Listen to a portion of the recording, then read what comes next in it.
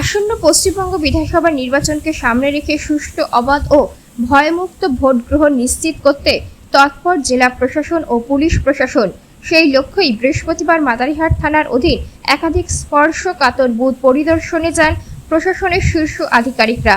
এই দিন ভাঙ্গাবাড়ি প্রাথমিক বিদ্যালয় booth number 62, upper line SSK booth number 61, Mujnai TG প্রাথমিক বিদ্যালয় booth number 60, Roypara BSP booth number 115 এবং মুসনাই জুনিয়র বেসিক প্রাথমিক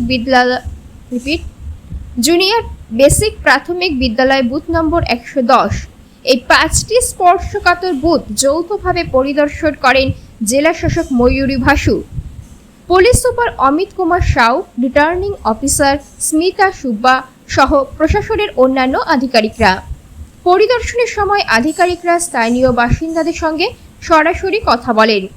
ভোটকে কেন্দ্র করে তাদের মধ্যে কোনো ভয় বা সমস্যা রয়েছে কিনা তা খতিয়ে দেখা হয়। পাশাপাশি মাদারিহাট থানার পক্ষ থেকে জরুরি যোগাযোগের জন্য গুরুত্বপূর্ণ ফোন নম্বরের তালিকাও বাসিন্দাদের হাতে তুলে দেওয়া হয়।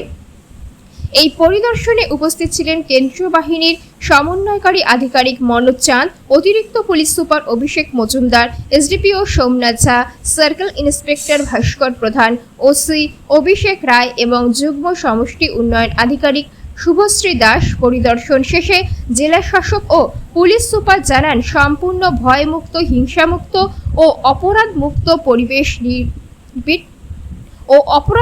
পরিবেশে নির্বাচন সম্পন্ন করতে প্রশাসন সর্বতোভাবে প্রস্তুত। সেই সঙ্গে সাধারণ মানুষকেও নির্ভয়ে ভোট দানে অংশগ্রহণের আহ্বান জানানো হয়েছে।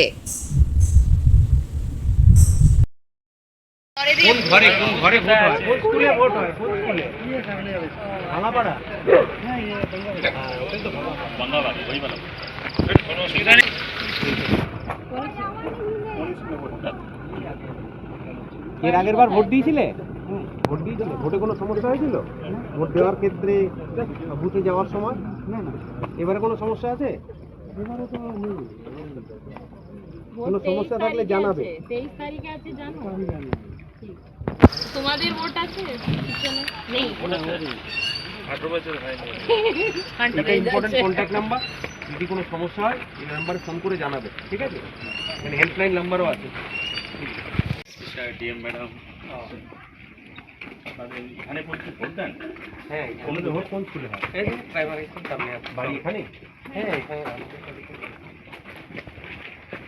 ভোট দিতে কোনো অসুবিধা নেই তো? মানে কেউ কোনো ভয় বা হুমকি?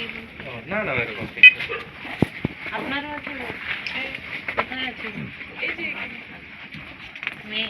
ঠিক আছে। আজকে আমরা ভোটারদের সাথে ইন্টারঅ্যাক্ট করতে এসেছিলাম, কিন্তু একটু রাত হয়ে গেছে, সেই জন্য কিছু ভোটারদের সাথে আমরা কথা বলতে পেরেছি। মোটামুটি সেরকম কোনো অসুবিধা দেখছি না। আর পোলিং বুথও আমরা ভিজিট করলাম। আশা করছি সব শান্তিভাবে ভোট হবে 23 তারিখ।